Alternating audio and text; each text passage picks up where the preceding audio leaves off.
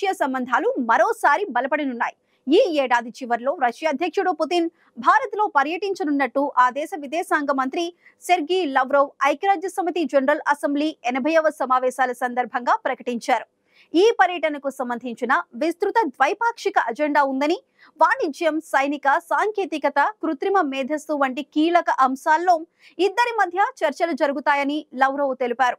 అంతేకాదు, వాణిజ్యం, ఇంధన సంబంధిత అంశాల్లో భారత చర్యల్లో రష్యా జోక్యం చేసుకోదని, భారత్ స్వయంగా నిర్ణయాలు తీసుకునే సామర్థ్యం ఉందన్నారు. అంతేకాక భారత్ రష్యా మధ్య ఉన్న ఆర్థిక భాగస్వామ్యానికి ఎలాంటి ముప్పు లేదని స్పష్టం చేశారు.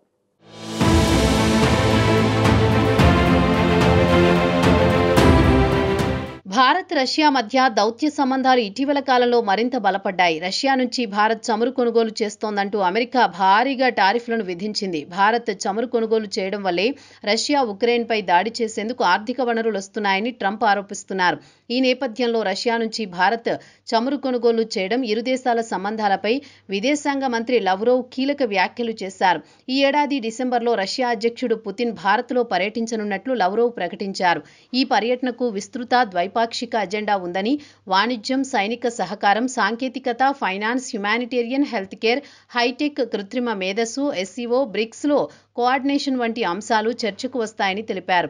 అంతేకాక ఈ ఏడాదిలోనే భారత విదేశాంగ మంత్రి జైశంకర్ మాస్కోలో పర్యటిస్తారని, తాను కూడా భారత పర్యటనకు వస్తున్నట్లు లవ్రోవ్ తెలిపారు.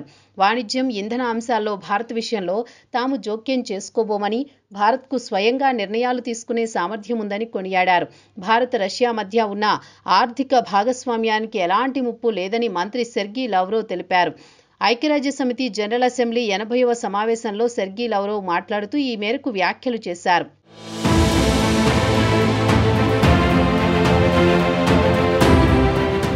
భారత్ రష్యా ఆర్థిక భాగస్వామ్యం ఎలాంటి ముప్పులో లేదని, దీనికి ఇప్పటికే భారత ప్రధాని మోదీ, విదేశాంగ మంత్రి జైశంకర్ స్పష్టం చేశారని అన్నారు.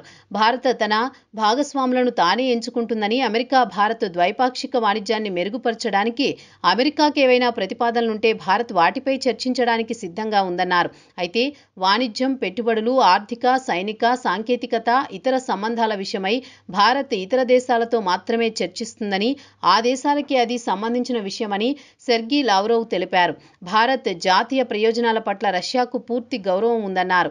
ఆ ప్రయోజనాలను ప్రోత్సహించడానికి ప్రధాని మోదీ అమలు చేస్తున్న విదేశాంగ విధానానికి గౌరవం ఇస్తున్నామని, తాము అత్యున్నత స్థాయిలో నిరంతరం సంప్రదింపులు జరుపుతున్నామని పేర్కొన్నారు. భారత్, అమెరికా లేదా ఇతర దేశాల మధ్య తలెత్తే పరిస్థితులను తాను రష్యా సంబంధాలకు ప్రమాణంగా పరిగణించనని, తమకు చాలా కాలం వ్యూహాత్మక భాగస్వామ్యం ఉందన్నారు.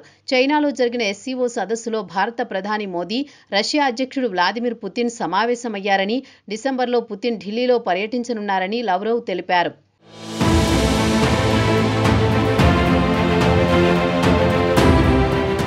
ఇక భారత్ రష్యా వాణిజ్యం 2024-25లో $68.7 బిలియన్ చేరింది. భారత్ రష్యా నుంచి రోజుకు 1.6 మిలియన్ బ్యారెల్స్ ఆయిల్ దిగుమతి చేస్తోంది. ట్రంప్ రష్యా ఆయిల్ కొనుగోలు చేస్తుండటంతో 25% అదనపు టారిఫ్లు భారత్పై విధించినప్పటికీ భారత్ చమురు కొనుగోళ్లను నిలిపివేయలేదు. ఈ క్రమంలో రష్యా లేదా ఇతర దేశాలతో వాణిజ్యం కేవలం భారత్ విషయమని లవ్రోవ్ తెలిపారు. ఇదిలా ఉండగా ఇటీవల భారత విదేశాంగ మంత్రి జైశంకర్ అమెరికా చమురు అమ్మాలంటే చర్చించడానికి సిద్ధంగా ఉన్నామని, కానీ రష్యా లేదా ఇతరులతో వాణిజ్యం తమ సొంత విషయమని క్లారిటీ ఇచ్చారు. ఇక ఈ ఏడాది తొలి క్వార్టర్లో భారత్ రష్యన్ చమురు దిగుమతులు 35% పెంచింది. దీంతో ట్రంప్ 25% టారిఫ్లు అమలు చేశారు. అయితే లవ్రోవ్ భారత్ రష్యా సంబంధాలు ప్రివిలేజ్డ్ స్ట్రాటజిక్ పార్ట్నర్షిప్ అని, యుఎస్ టారిఫ్లు దాన్ని ప్రభావితం చేయవని చెప్పారు.